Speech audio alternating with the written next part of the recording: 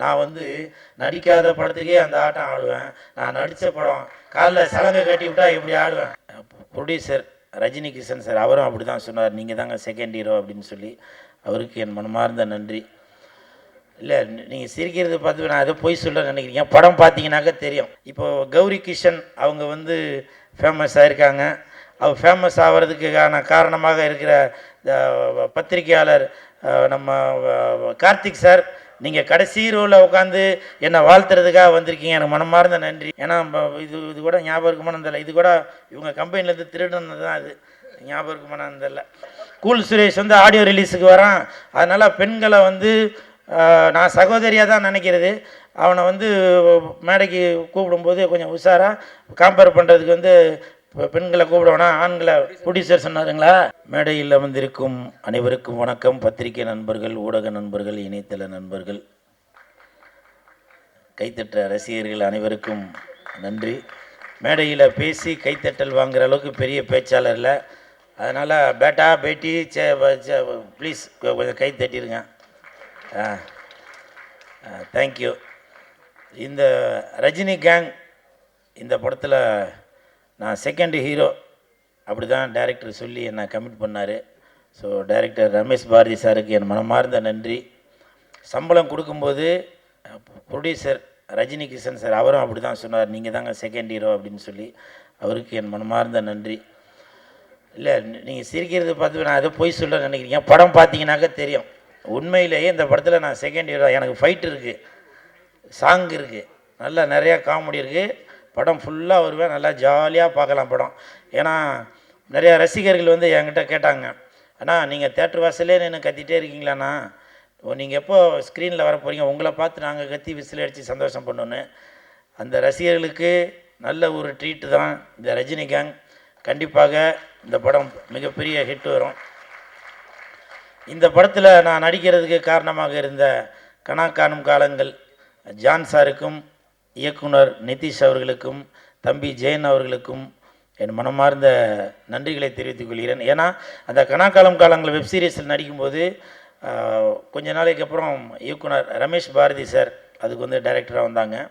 அப்போது நான் ஒர்க் பண்ணி முடித்ததுக்கப்புறம் திடீர்னு ஒரு நாள் ரமேஷ் சார் சொன்னாங்க, கூல், நான் வந்து ஃபஸ்ட் நாள் வந்து உங்களை கவனித்தேன், எனக்கு வந்து அப்போவே வந்து நீங்கள் வந்து இம்ப்ரெஸ் ஆகிட்டீங்க.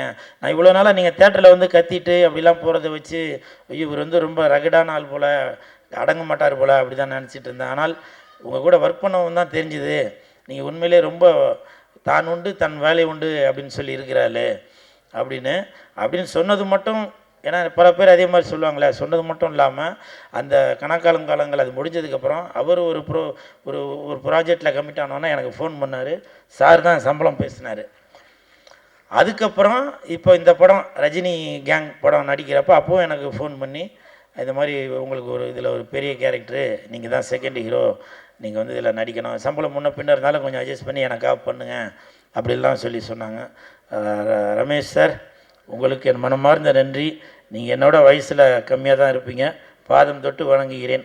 இது எதுக்காக சொல்கிறேன் அப்படின்னாக்க, இப்போ இங்கே கூட பார்த்தீங்கன்னாக்க ஆடியோ ரிலீஸில் நான் ஏதோ ஒன்று குருட்டு வாக்கில் அப்படி இருப்போம். சில பேருக்கு பிடிக்கும், சில பேருக்கு பிடிக்காது, ஏதோ இவன் ஓவராக பண்ணுறான் போல் அப்படின்னு கூட நினைக்கலாம். ஆனால் இன்றைக்கி இந்த ரஜினி கேங் படத்துக்கு கிட்டத்தட்ட ஒரு 3-5 லட்ச ரூபா செலவு பண்ணி எதுக்கு பண்ணுறாங்க, இந்த படம் வந்து நல்லா வியாபாரம் ஆகணும், மக்களுக்கு போய் சேரணும் அப்படின்ற ஒரு எண்ணத்தில் தான் ப்ரொடியூசர் அவர்கள் இவ்வளோ செலவு பண்ணி பண்ணுறாங்க. நான் வந்து நடிக்காத படத்துக்கே அந்த ஆட்டம் ஆடுவேன். நான் நடித்த படம் காலில் சலங்கை கட்டி விட்டால் எப்படி ஆடுவேன். இப்போ நிறையா பேருக்கு, இயக்குநர்களுக்கு, தயாரிப்பாளர்களுக்கு தெரிஞ்சிருச்சு, கூல் சுரேஷ் வந்து நடிக்காத படத்துக்கே இவ்வளோ எஃபெக்ட் போடும்போது அவன் நடித்தாக்க நல்லா எஃபெக்ட் போடுறான் அப்படின்னு தெரிஞ்சதுனால இப்போ நிறையா படம் நடிக்கிறான். விரைவில் அதற்கான அறிவிப்புலாம் வரும். 3 படம் ஹீரோவாக நடிக்கிறேன். நாளைக்கு ஒரு படத்தோட டப்பிங் கூட போகிறேன். ஸோ அதெல்லாம் வந்து அறிவிப்புகள் வந்துட்டு தான் இருக்கும். ஸோ எனக்கு சப்போர்ட் பண்ணிகிட்ருக்க ரசிகர்களுக்கும் ப்ரெஸ் மீடியா பீப்புளுக்கும் என் மனமார்ந்த நன்றி. அது மட்டும் இல்லை, ப்ரொடியூசரோட பேர் தெரியும், ரஜினி கிஷன். இப்போது கௌரி கிஷன் அவங்க வந்து ஃபேமஸ் ஆகிருக்காங்க. அவர் ஃபேமஸ் ஆகிறதுக்கான காரணமாக இருக்கிற பத்திரிகையாளர் நம்ம கார்த்திக் சார், நீங்கள் கடைசி ரோவில் உட்காந்து என்னை வாழ்த்துறதுக்காக வந்திருக்கீங்க. எனக்கு மனமார்ந்த நன்றி.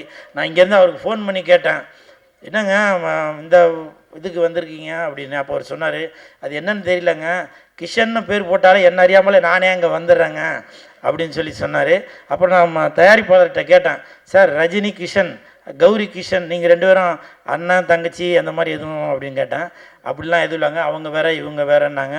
வாழ்த்த வருகை தந்துள்ள பத்திரிகையாளர் கார்த்திக் சார், உங்களுக்கு என் மனமார்ந்த நன்றி. அப்புறம் இந்த படத்தில் தயாரிப்பாளர் ரஜினி கிஷன் சார், அவர் வந்து தயாரிப்பாளர் ப்ளஸ் ஹீரோ. ஆனால் அதையும் தாண்டி இப்போ படத்தில் வந்து அசிஸ்டன்ட் டேரக்டராக வைப்பார், நடிச்சுக்கிட்டே இருப்பார். திடீர்னு பார்ப்பார், இதனால் கண்டினியூட்டி தப்பாக இருக்குது, அதை மாற்றுங்க அப்படின்னு சொல்லுவார். அதே மாதிரி சாப்பிட்டுட்டே இருப்போம், டக்குன்னு வந்து என்ன உங்களுக்கு பொரியல் வைக்கலையா, அப்பளம் வைக்கலையா அப்படின்னு சொல்லி அதுலேயும் எஃபெக்ட். ஸோ அந்த மாதிரி சாப்பாடு விஷயத்துலேயும் தலையிடுவார்.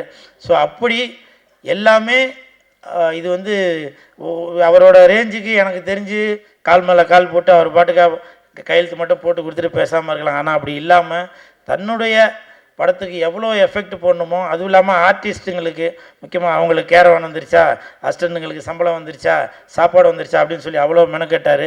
அதாவது ஒரு நடிகனாக மட்டும் இல்லாமல் சக நண்பராக இருந்து ஒத்துழைப்பு கொடுத்தீங்க. என் மனமார்ந்த நன்றிகளை தெரிவித்துக் கொள்கிறேன். அதுக்கப்புறம் கதாநாயகி இருமா பேரை எழுதி வச்சேன், துவி விகா. நான் துவி விகா அவர்களுக்கு என் மனமார்ந்த வாழ்த்துக்கள். ஏன்னா இப்போ தமிழ் சினிமாவில் ஜோதிகா இருக்காங்க, மாளவிகா இருக்காங்க, கனகா இருக்காங்க, பூமிகா இருக்காங்க. இப்படி வரிசையில் இந்த துவி விகா அவங்களும் அந்த ஒரு இடத்துக்கு நீங்கள் கண்டிப்பாக போவீங்கன்னு. அவங்க தலையில் கை வச்சதை பார்த்தா பேர் மாற்றி சொல்லிட்டேனா,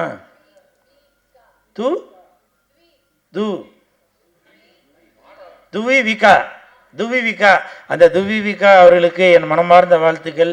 இப்போ கூட பாருங்கள், நான் தமிழன், அவங்க வந்து மலையாளி. ஆனால் மலையாளிக்கு அந்த பேர் கரெக்டாக சொல்ல வருது, தமிழனாக இருந்து எனக்கு அந்த துவி விகா அப்படின்ற பேர் எனக்கு கரெக்டாக இருந்தாலும் நீங்கள் கண்டிப்பாக Jyothika madam, Bhumika madam, Kanaka madam இவங்களாம் விட்டு அடுத்த நீங்கள் கண்டிப்பாக பிடிப்பீங்க. சரிங்களா? மனமார்ந்த வாழ்த்துக்கள். அது மட்டும் இல்லை, படம் நடிக்கும்போது எனக்கு நல்லா கோஆப்ரேட் பண்ணாங்க, அதுக்கு மனமார்ந்த நன்றி. ஏன்னா நிறையா இடத்துல வந்து நான் அவ்வளோவா பெண்கள்கிட்ட போய் பேச மாட்டேன், நான் உண்டு என் வேலை ஒன்றா இருப்பேன். இயக்குனருக்கு தெரியும், உண்மைதான்ப்பா, டைரக்டர் ப்ரொடியூசரை கேட்டால் தெரியும். ஆனால் என் கூட சக நண்பராக என்கிட்ட நல்லா பேசினாங்க. அவங்களோட நடிப்பு கூட பார்த்தீங்கன்னாக்கா ஒரு ஷாட்டில் வந்து திரும்பி என்னை இப்படி அடிக்கணும், அவங்க பேய் வந்ததுனால அடிக்கணும்.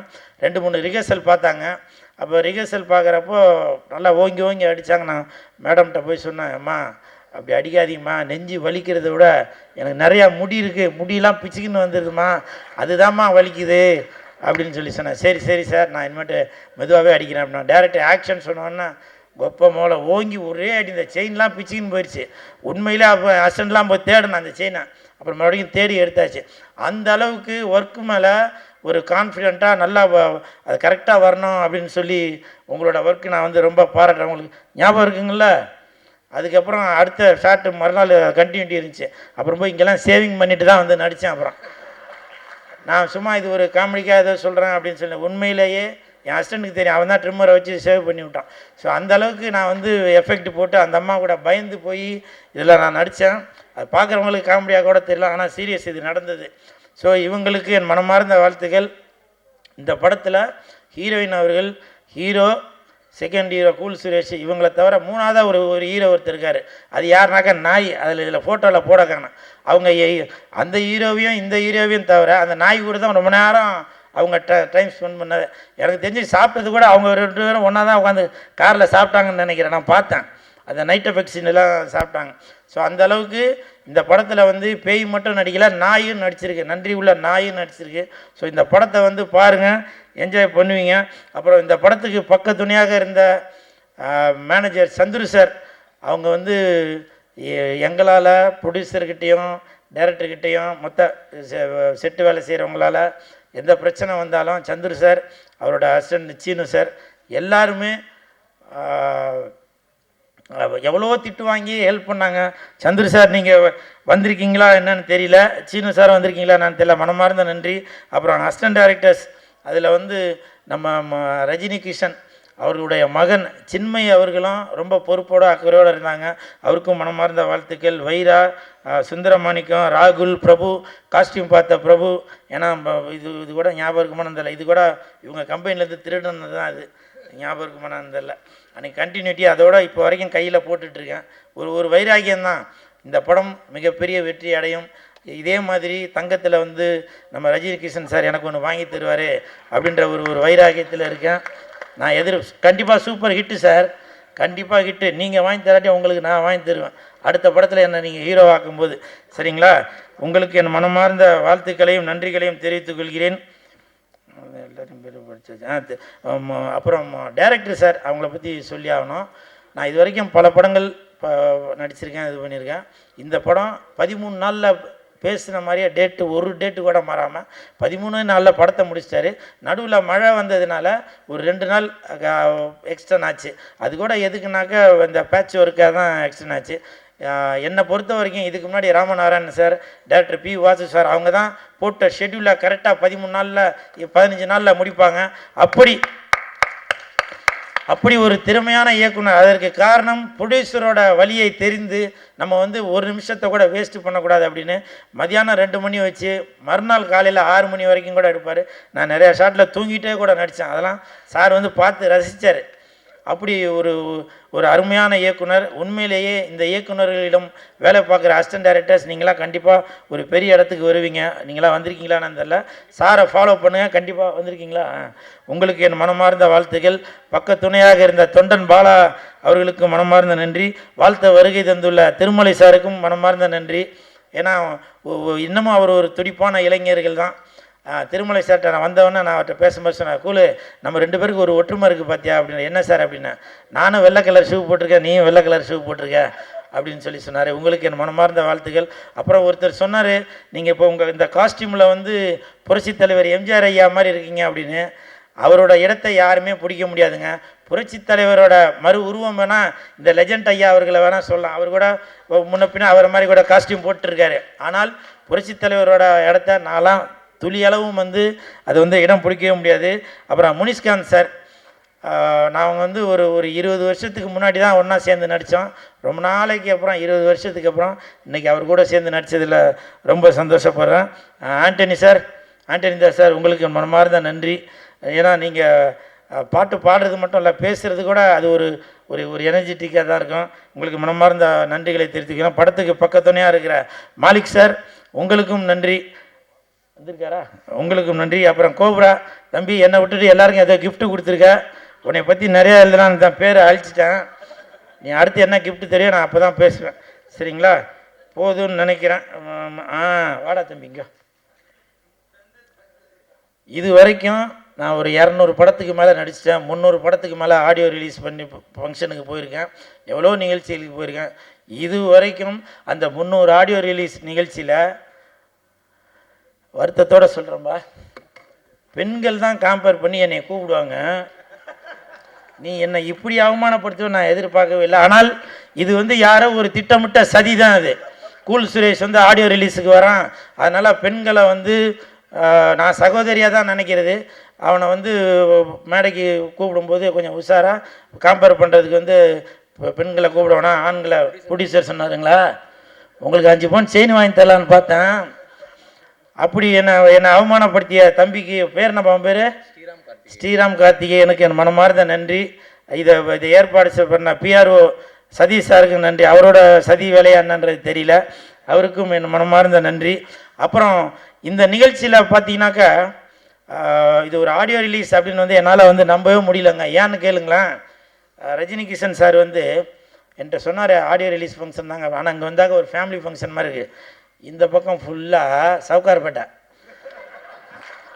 இந்த பக்கம் ஃபுல்லாக சைதாப்பேட்டை, அப்படி தனித்தனியாக தெரியுறாங்க. இந்த பக்கம் பார்த்தா வெள்ளேன்னு இருக்கிறாங்க, இந்த பக்கம் தான் கண்ணங்கரன்லாம் இல்லை மாநிறமாக இருக்காங்க, கலந்து இருக்கிறாங்க.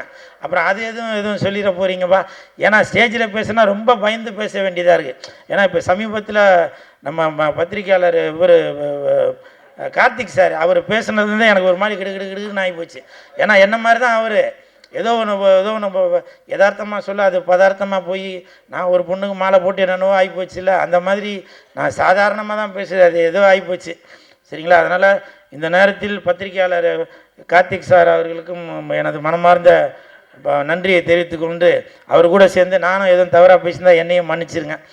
மன்னிக்குன்னு சொல்லக்கூடாது, வருத்தத்தை தெரிவித்துக் கொள்கிறேன். நன்றி. ரஜினி கிஷன் மிகப்பெரிய ஹிட் அடிக்கும். எப்படி இப்போ ஒரு வாரமாக கௌரி கிஷன் அவர்கள் நல்ல பிரபலமாக இருக்கிறாங்களோ அதே மாதிரி ரஜினி கிஷன் அவர்களும் இந்த படம் ரிலீஸ் ஆகிற பயங்கர பிரபலமாவீங்க. உங்களுக்கு என் மனமார்ந்த வாழ்த்துக்கள். வெந்து தணிந்தது காடு. ரஜினி கிஷனுக்கு வணக்கத்தை போடு. தண்ணியில் இருக்கும் மீன். நான் லெஜண்டோட ஃபேனு. நன்றி நன்றி.